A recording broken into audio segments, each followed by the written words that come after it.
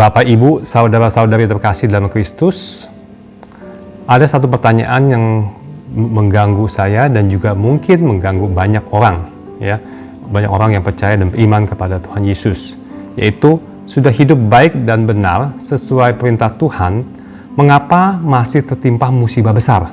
Ya, musibah itu datang dalam bentuk kerugian finansial, ya, kehilangan uang, kesehatan, kehilangan orang yang dicintai, dan juga mengalami musibah-musibah yang sepertinya tidak mungkin terjadi bagi orang yang percaya. Sebelum saya menjawab ini, ya, saya harus mengatakan bahwa everything happens to us for a purpose and it serves us. Bahwa sesuatu terjadi kepada kita, yaitu ada tujuannya, ya, ada alasannya kenapa. Jadi sebelum saya membagikan renungan ini, baiknya kita melihat 3 tokoh di dalam kitab suci untuk menjawabnya. Ya. Jadi saya akan ceritakan 3 tokoh, apa yang dialami dalam kehidupan 3 tokoh dalam kitab suci ini. Setelah itu akan baru konklusinya bahwa ya itu juga kita alamin karena memang seperti itulah, ya, yang terjadi. Pertama adalah tokoh dari kitab Ayub, yaitu Ayub sendiri. Dia adalah orang yang saleh, selalu memuji dan menyembah Tuhan. Sangat setia, tidak mau menyembah ilah-ilah yang lain. Takut melakukan kejahatan. Dia mempunyai 7 anak laki-laki dan 3 anak perempuan, benar-benar diberkati karena anak banyak. Dan juga dia mempunyai, ini harta benda saat itu adalah 7.000 domba, 3.000 unta, 1.000 sapi dan 500 kambing dan banyak orang upahan, ya. Bayangkan saat itu Ayub sangat kaya sekali, sangat diberkati. Anak baik, ada istri baik, hartanya banyak, ya. Dan dia menggunakan kekayaan materi untuk membantu sesama. Dan Ayub adalah terkaya di timur, ya, dikatakan terkaya di timur. Tidak tahu timurnya timur mana. Tuhan sangat membanggakan Ayub, ya. Di hadapan setan, ya, karena waktu itu ada pertemuan dan setan juga diundang di situ, dan Tuhan menanyakan, kamu ngapain setan? Dan biasanya setan itu keliling-keliling mencari mangsa, dan Tuhan mengatakan, coba kamu lihat hamba saya yang bernama Ayub, ya, itu yang saya sangat banggakan. Untuk detail dari cerita ini, saya sarankan Anda untuk membaca sendiri kitab Ayub itu, ya. Jadi saya hanya mengatakan garis besarnya saja. Tapi saya bilang kepada Tuhan bahwa Ayub diberkati dengan kekayaan materi, perlindungan, keluarga yang baik. Tentu saja, ya, dia memuji-muji Tuhan, setia. Coba diambil semuanya itu. Apakah masih memuji Tuhan atau malah mengutuknya? Tuhan mengizinkan setan menguji Ayub, asalkan tidak melukainya. Setelah itu mulailah musibah demi musibah datang menimpa Ayub. Diserang bangsa lain dan ternaknya dicuri. Petir membunuh ternak-ternaknya. Badai menghancurkan rumah-rumah di mana semua anak tinggal dan anaknya mati. Ya. Apa reaksi Ayub? Saya kutip dari Job, ya, jadi Ayub pasal bab 1 ayat 21. In English nih, ya. I was born with nothing and I will die with nothing. The Lord gave and now He has taken away. May His name be praised. Jadi dalam doanya itu dia tidak mengutuk. Dia katakan, saya lahir dengan tanpa membawa apa-apa, mati pun tidak membawa apa-apa. Tuhan memberi, dia akan mengambil juga, dimuliakanlah namanya. Setelah kejadian ini, saya masih belum puas, ya. Jadi dalam ada pertemuan lagi di surga sana, mungkin bukan di surga, tapi ada satu pertemuan yang dimana Satan juga diundang. Dia memohon kepada Tuhan, coba Ayub diberikan ujian lagi soal kesehatannya, ya. Karena kalau harta benda hilang, tapi dia masih hidup, ya Ayub tetap saja masih setia, masih memuji Tuhan. Dan kali ini Tuhan bilang, oke, silakan, ya. Asal Ayub tidak dibunuh, ya. Jadi jangan mengambil jiwa dan rohnya. Setelah itu langsung Ayub secara tiba-tiba mendapatkan penyakit kulit yang luar biasa sakitnya, sehingga dia harus menggunakan potongan gelas atau beling, ya, dari pecahan-pecahan itu dia untuk mengkorek-korek ya luka-lukanya karena sangat menjijikan. Dia pergi, mungkin nggak ada dokter yang bisa mengobati. Melihat itu, istri Ayub minta Ayub untuk mengutuk Tuhan dan memohon agar dia mati saja daripada ini menderita ya. Reaksi Ayub apa? Saya kutip dari Ayub bab 2 ayat 10. You're talking nonsense. When God sends us something good, we welcome it. How can you complain when He sends us trouble? Ya. Kamu bicara ngawur. Waktu Tuhan memberikan kita yang baik, kita sangat ya menerimanya dengan senang hati. Kenapa kita komplain waktu Dia memberikan kita masalah? Ya. Kemudian tidak lama kemudian 3 teman baik Ayub datang untuk menghiburnya karena menganggap Ayub melakukan dosa ya sehingga ditimpa musibah. Jadi kasihan juga ya, kita harus mengunjungi temannya ya Ayub.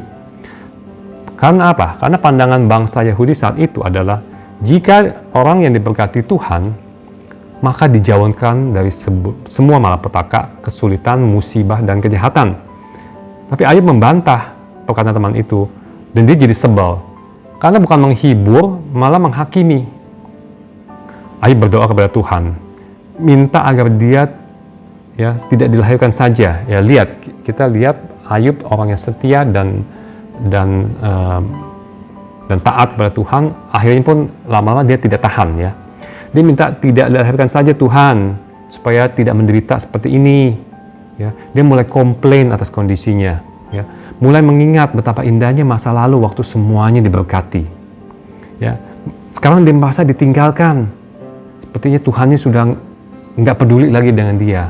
Ya, itu umum ya pada kita. Jika semua keadaan baik, kita bisa memuji Tuhan. Waktu semuanya tidak baik, masih bisa nggak kita memuji Tuhan? Merasa ditinggalkan Tuhan ini juga yang Yesus alami ya waktu di kayu salib. Saya kutip dari Matius bab 27 ayat 46 yang dimana kita semua tahu Yesus berkata, Elai, Elai, lama sabachthani. Allahku, Allahku, mengapa engkau meninggalkan aku? Ya. Nah, kita lihat prosesnya. Orang seperti Ayub yang sudah begitu baik, ya, dia jatuh juga dalam banyak musibah dan dia juga tidak tahan, akhirnya dia komplain. Dia berdoa kepada Tuhan. Nah, sekarang kita lihat apa jawaban Tuhan kepada Ayub. Saya kutip dari Ayub, kitab Ayub bab 38 ayat 1-3. Then out of the storm, the Lord spoke to Job. Who are you to question my wisdom with your ignorant, empty words? Now stand up straight and answer the question I ask you. Ya, siapa kamu mempertanyakan kebijaksanaan saya? Ya, dengan kata-kata yang tidak bertanggung jawab, yang kosong. Sekarang coba kamu berdiri, jawab pertanyaan saya. Begitu kata Tuhan. Tuhan mengatakan dia berkuasa atas segalanya dan memang benar Ayub tidak berbuat dosa. Jadi yang musibah yang menimpa dia bukan karena dosa dia. Karena apa? Karena memang Tuhan izinkan itu terjadi. Ya. Untuk memberitahu kepada setan bahwa Ayub ini adalah orang-orang yang benar-benar disukai, dikasihi oleh Tuhan. Setelah banyak dialog seperti ini, ya, akhirnya reaksi Ayub yang bisa saya baca dari bab 42 ayat 1-3. Ayub jawabnya seperti ini. I know, Lord, that you are all powerful, that you can do everything you want. You ask how I question your wisdom when I'm so very ignorant. I talked about things I didn't understand, about marvels too great for me to know.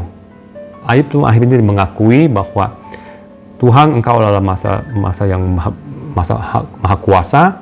Kamu dapat melakukan apapun, ya. Berani-beraninya saya mempertanyakan kebijaksanaan Tuhan dengan kata-kata yang kosong, ya.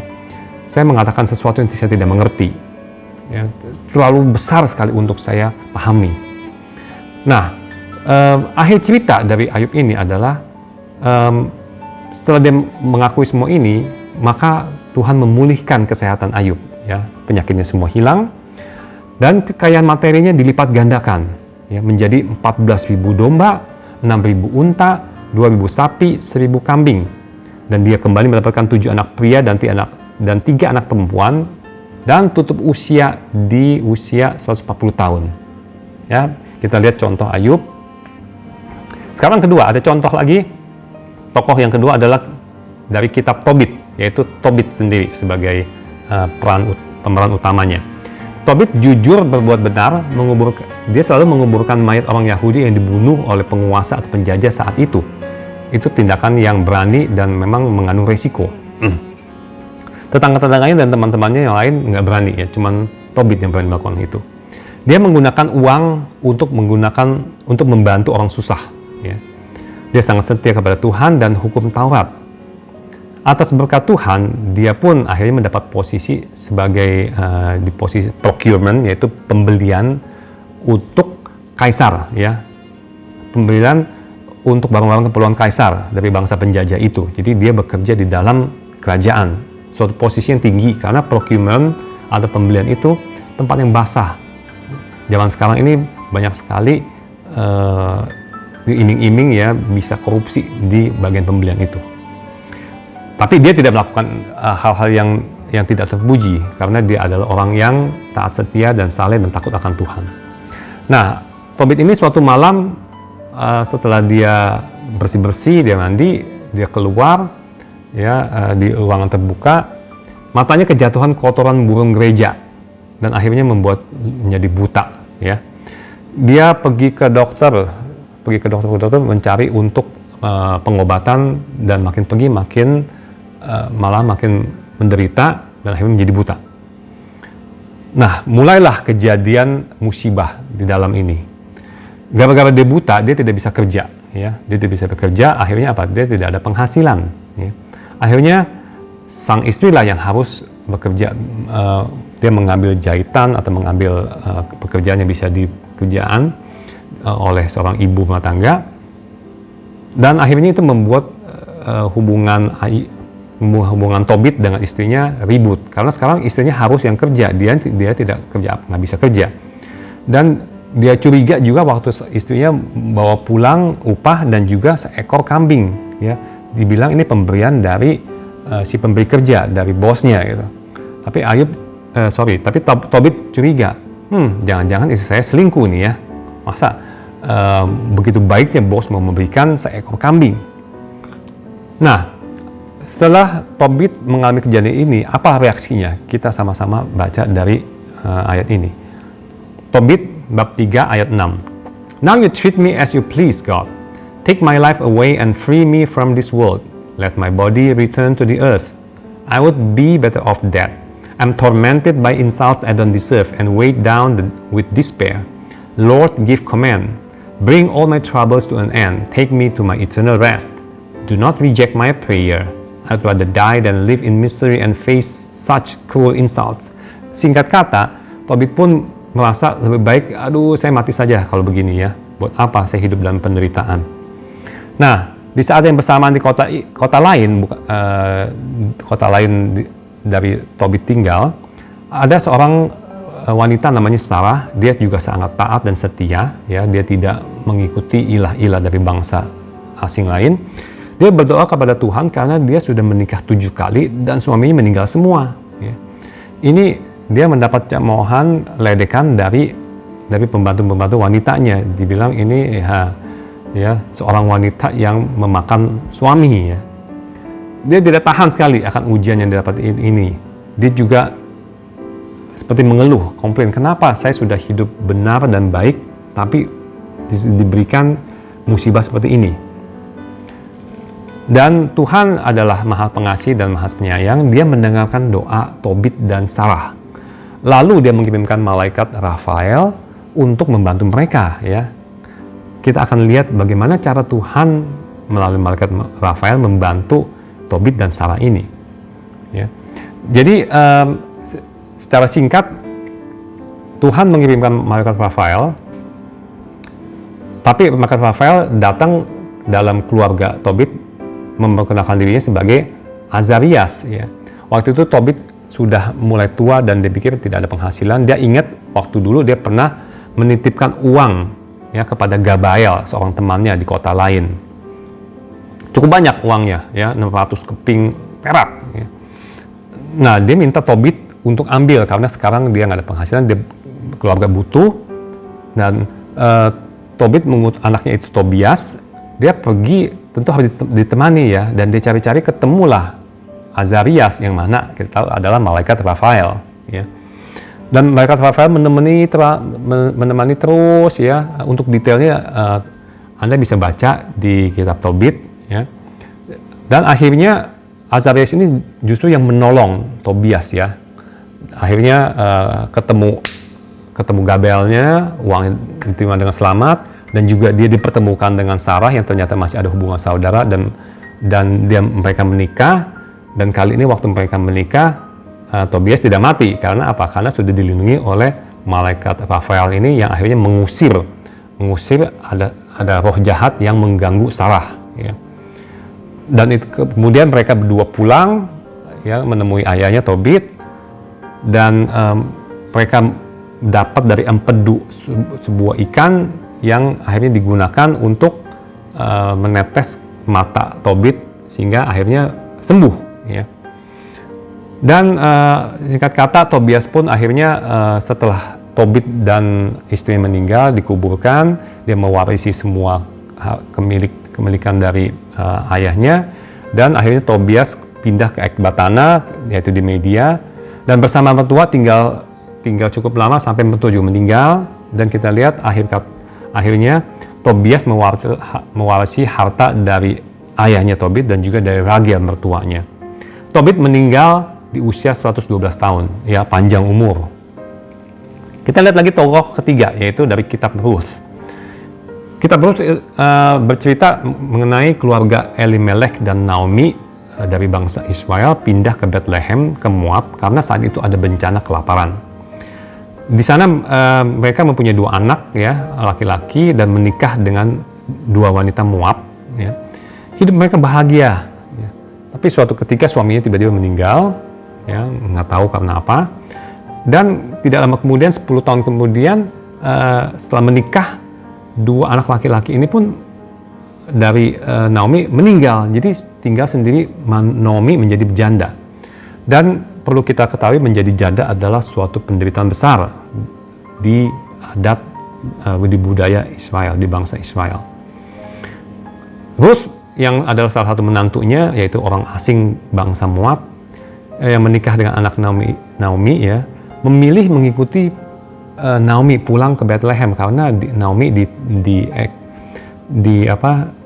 tempat ini, yang di tempat ke daerah Moab situ sudah ada siapa lagi, jadi lebih baik dia pulang aja pulang kampung ya di Bethlehem. Dan Ruth ini mau ikut ya.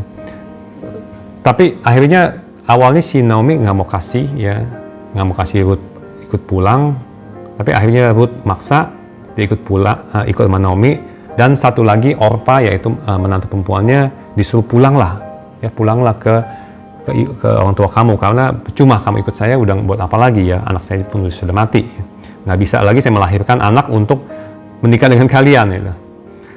Kepahitan hidup, kita lihat kepahitan hidup Naomi tertulis di Ruth bab 1 ayat 20. Dikatakan seperti ini, "Don't call me Naomi," artinya pleasant ya, menyenangkan.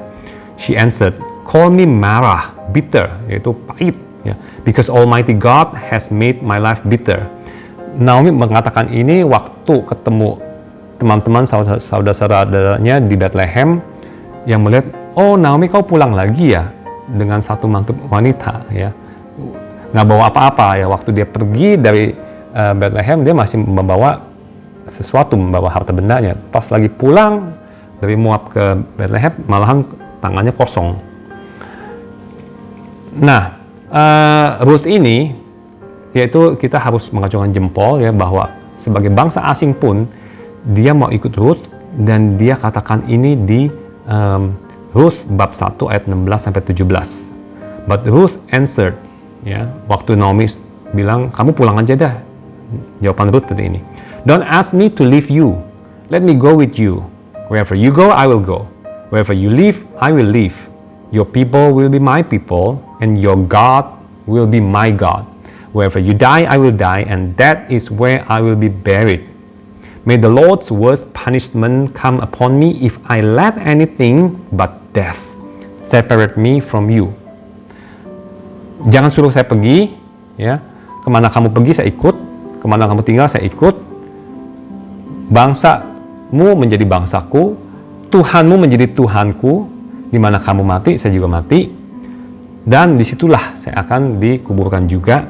Ya, semoga Tuhan memberikan hukuman kepada saya yang paling berat jika saya mau berani tinggalkan kamu, kecuali kematian yang memisahkan kita. Ya. Dan begitu luar biasa iman dari seorang Ruth yang bukan bangsa Israel, tapi dia mau menerima Tuhan bangsa Israel. Akibatnya apa? Akhir katanya secara singkat, Ruth bisa bekerja di ladang Boaz, ya, karena Naomi sudah tua tidak bisa kerja, sehingga akhirnya Ruth ini yang bekerja di ladang Boaz adalah orang yang kaya, berpengaruh, dan punya hubungan saudara dengan Naomi, dengan suaminya Elimelek. Dia bekerja, Ruth, sebagai pemetik gandum, ya. Akhirnya Boaz tahu dia siapa ini, dan akhirnya dia melihat dia mau melindungi, terus akhirnya ternyata mereka ada hubungan saudara, dan budaya adat istiadat waktu itu boleh menikahi, gitu ya. Si Boaz ini boleh menikahi Ruth karena masih ada hubungan saudara, ya. Padahal ada satu lagi saudara yang lebih dekat kepada Naomi boleh menikahi, tapi dia tidak mau, ya. Sehingga akhirnya Boaz yang mengambil tanggung jawab seperti itu. Akhirnya Boaz menikahinya dan mereka mempunyai anak bernama Obed, yang akhirnya Obed ini mempunyai anak namanya Jesse, dan Jesse ini kita tahu adalah ayah dari Raja Daud. Ya. Dari 3 cerita tokoh besar ini, apa sih yang kita bisa dapat rema untuk kehidupan kita, dan juga untuk menjawab kenapa kita sudah hidup baik dan benar sesuai dengan perintah Tuhan, tapi masih juga tertimpa musibah besar. Ya. Satu, ya, bahwa orang percaya dan beriman kepada Tuhan sudah hidup baik dan benar, tidak terlepas dari ujian, pencobaan, sakit penyakit, kerugian finansial material, kehilangan orang yang dikasihi, dan lain-lain. Bukan karena dosa kita, namun karena memang itu diizinkan Tuhan terjadi agar kita menjadi lebih dekat kepadanya. Ya, ada yang mengatakan kepada saya, enak ya Richie ya, kalau kita ikut Yesus naik-naik ke puncak gunung, trilili, tralala. Ya, saya diam saja. Mestinya saya menanyakan lagi, mau gak ya naik-naik ke puncak gunung Golgata dan disalib gitu seperti Yesus? Tentu nggak mau, ya. Dan poin kedua, musibah ini adalah merupakan ujian dari Tuhan agar kita naik kelas, lebih dekat dan menyerupainya. Ya, kita tahu bahwa waktu kita sekolah, semakin naik kelas semakin susah ujiannya, ya. Jadinya bukan karena dosa, ya. Jadi ini beda. Kalau memang kita berdosa kena hukuman, itu memang layak. Tapi kalau kita lihat 3 tokoh di atas, mereka sudah hidup baik sekali dan benar, masih terkena musibah, itu karena memang Tuhan memberikan ujian supaya dia lebih orang-orang tersebut lebih murni lagi. Bukti kasih Tuhan kepada kita manusia. Ini saya ambil kutipan juga ayat untuk menguatkan kita semua dari Yohanes bab 15 ayat 2. And he prunes every branch that does bear fruit, so that it will be clean and bear more fruit. Ya. Jadi kita layaknya sebagai ranting, ya, Yesus sebagai batang pohon, ya, sebagai pokok anggur, dan Allah Bapa adalah pengusahanya, atau gardener, tukang kebunnya, ya. Jadi ranting ini sudah bersih, ya, tapi supaya buahnya lebih banyak dibersihkan lagi. Nah, membersihkannya itu melalui ujian-ujian itu, musibah yang datang, yang diizinkan oleh Tuhan terjadi. Buah apa sih buah roh? Ya, buah roh adalah bisa dilihat di Galatia bab 5 ayat 22-23. Kasih, sukacita, damai sejahtera, kesabaran, kemurahan, kebaikan, kelemah lembutan, kesetiaan, dan penguasaan diri, ya. Jadi ada 9 buah roh itu, dan Tuhan mau kita buah-buah ini lebih terlihat lagi, ya, dengan cara pembersihan seperti itu. Ketika musibah datang, ya, kita harus terus bersekutu kepada Tuhan melalui doa, pujian, membaca firman, membaca kitab suci. Mengeluh, komplain, marah, minta mohon, ya, seperti yang dilakukan oleh 3 tokoh di atas boleh saja, tapi jangan terlalu lama, ya, sebab akhirnya nanti bisa jadi lebih terpuruk, ya. Jangan tergoda, mengutuk dan meninggalkan Tuhan, karena itu yang disukai setan. Lihat bagaimana Ayub, Tobit, Naomi, dan Ruth tidak pernah tinggalkan Tuhan, ya. Poin keempat, ya, harus mengimani. Pada saat yang tepat, Dia akan membalas kesetiaan dan ketaatan kita dengan kelimpahan berkat rohani dan jasmani dan material. Ini mengenai waktu Tuhan ada disebutkan dalam Pengkhotbah bab 3 ayat 1. Everything that happens in this world happens at the time God chooses. Jadi setiap suatu kejadian itu ada waktunya, ya, Tuhan yang menentukan waktunya. Lihat, ya, bagaimana happy ending dari 3 tokoh di atas. Poin kelima, ini juga yang saya suka sekali, bahwa mukjizat Tuhan datang seperti serentetan banyak peristiwa kebetulan, ya. Menurut kacamata orang awam itu kebetulan, ya, kebetulan sekali. Ayub kok tiba-tiba langsung jadi baik kembali, ya, terus jadi kaya lagi. Terus kalau kita lihat kisahnya Tobit, kebetulan sekali ada orang yang namanya Azarias, ya, yang ternyata malaikat Rafael. Terus kalau kita lihat lagi di peristiwanya Naomi dan Ruth, kebetulan sekali pas mereka pulang, Ruth bisa kerja dengan Boaz, dinikahinya dan punya anak, dan akhirnya menjadi keturunan jadi nenek moyangnya Raja Daud. Kelihatan itu semua kebetulan, tapi bagi Tuhan itu memang sudah ditentukan seperti itu, ya. Sehingga kita harus percaya tiada yang mustahil bagi Tuhan, ya, dalam bab Lukas bab 1 ayat 37.